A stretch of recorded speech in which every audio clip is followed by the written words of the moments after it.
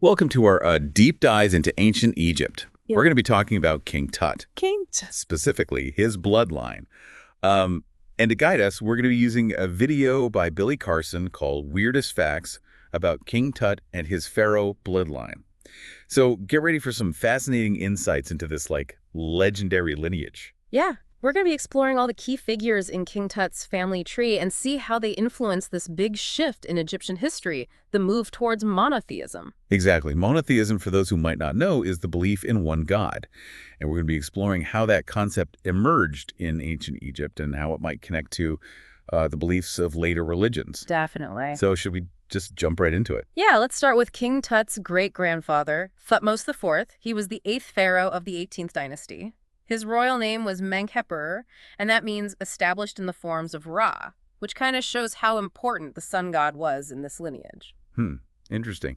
Now, before we go any further, some listeners might be thinking, what's so important about a dynasty anyway? Oh, yeah, good point. Well, in ancient Egypt, a dynasty was a sequence of rulers, all from the same family, kind of like chapters in a history book. Ah, okay, that makes sense. Yeah, each chapter, or dynasty, tells the story of a particular family's reign.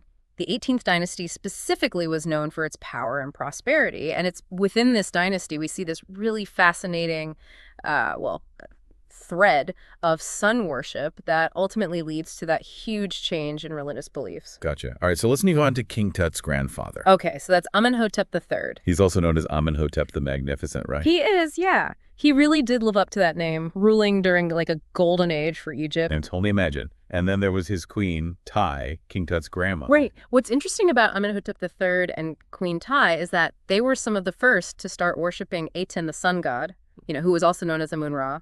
Okay. This shift towards one all-powerful god was a pretty revolutionary concept in ancient Egypt, because back then people usually worship a bunch of different gods. Yeah, I can see how that would be a huge shift. What were the implications of this change to monotheism? I mean, it wasn't just about changing the name of the god they worshipped, right? This must have had a big impact on the whole of Egyptian society. Oh, totally. Imagine how it affected everything, from rituals and religious practices to the power structure in the pharaoh's court. Yeah.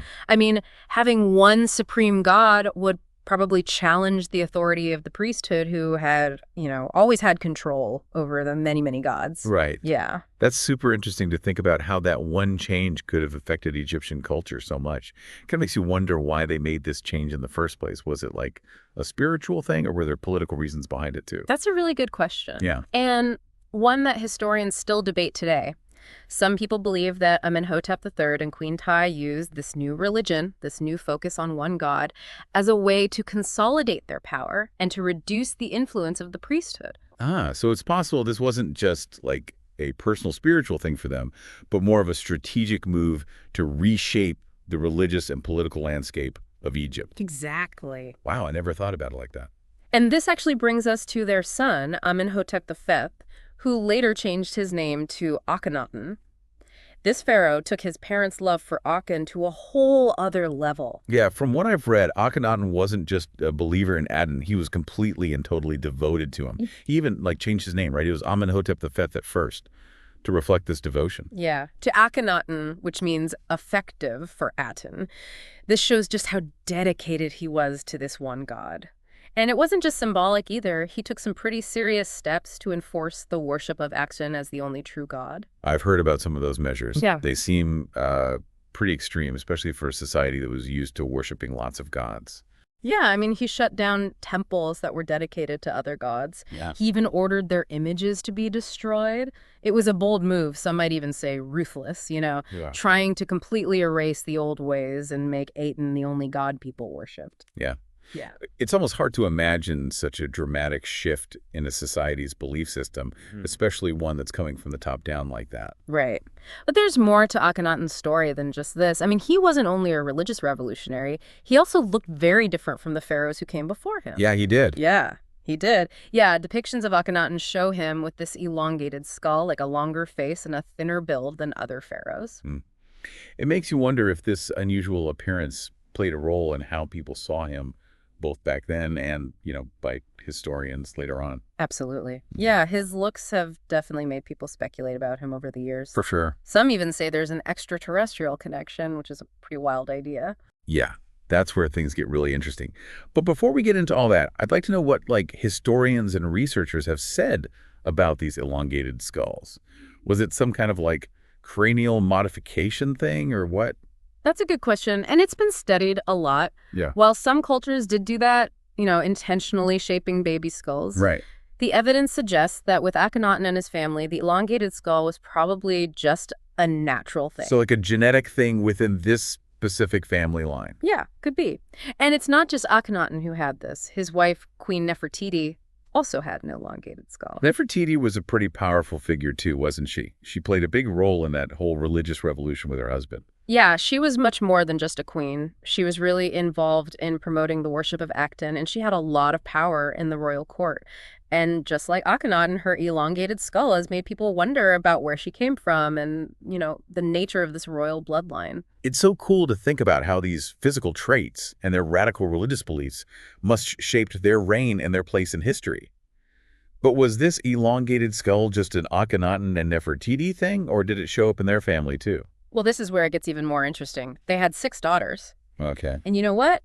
Depictions of all of them show them with elongated skulls too. So it looks like it was a family trait. Wow, so it wasn't just a one-off thing. It was like a pattern throughout a whole generation. Yeah. It really makes you think about the genetics of this dynasty. Exactly. And this leads us to the last pharaoh in this bloodline, Tutankhamun, better known as King Tut. King Tut, the boy king whose tomb is like one of the most famous archaeological discoveries ever. That's the one. And even though King Tut didn't rule for that long, he inherited this fascinating family legacy, both in terms of, that move towards monotheism and those unusual physical traits. So did King Tut have the elongated skull too? He did DNA analysis of his remains, actually confirmed that he had an elongated skull just like his family members. It's wild how this trait kept going for so many generations. Yeah. It makes you wonder if it was just a random physical thing or if it meant something, symbolically or even practically. That's a great point, and it's related to another interesting part of King Tut's story, the time period when he ruled. Oh, yeah.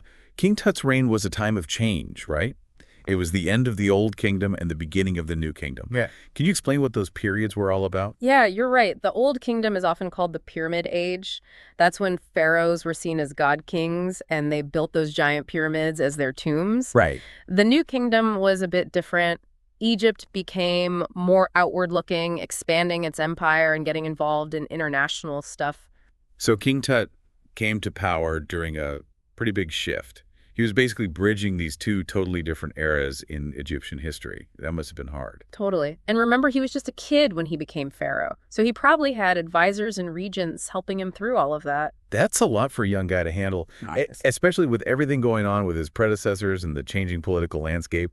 It was. But there's one more thing about King Tut's DNA that adds even more to this whole story. Oh, okay. I'm all ears. Mm-hmm. What else did they find out about King Tut's DNA? So besides confirming the elongated skull, the analysis also showed something pretty unexpected. Part of his DNA didn't match any known human populations. Are you saying there's something special about his DNA? Something that makes him different from other humans? That's what's so mysterious. Some researchers have called this part of his DNA non-terrestrial, suggesting that it could have come from outside of our planet. Non-terrestrial DNA. Wow. That's a big claim. I can see why people are talking about it so much. What do you think about all this, knowing what we know about King Tut's family?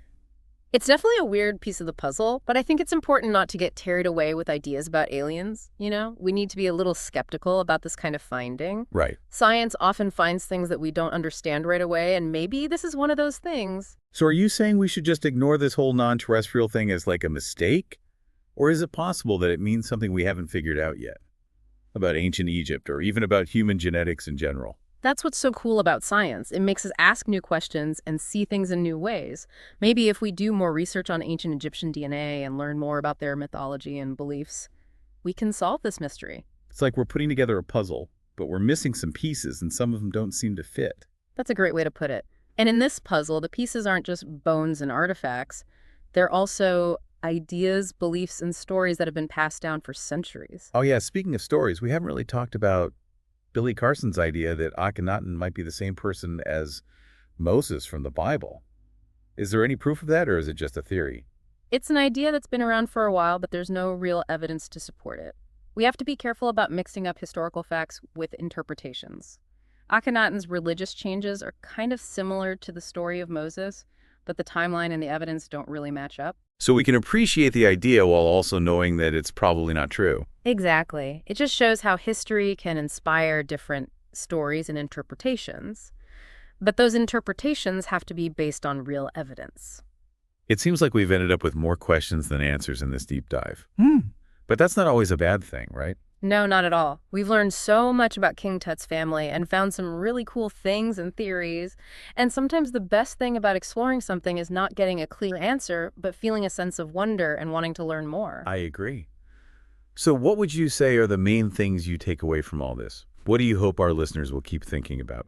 Well, I think the main thing is that history is complicated. It's full of mysteries, contradictions, and things we don't expect. And when we try to understand these things, we often have to rethink what we thought we knew. I like that. So the story of King Tut's family isn't just about one pharaoh or one dynasty.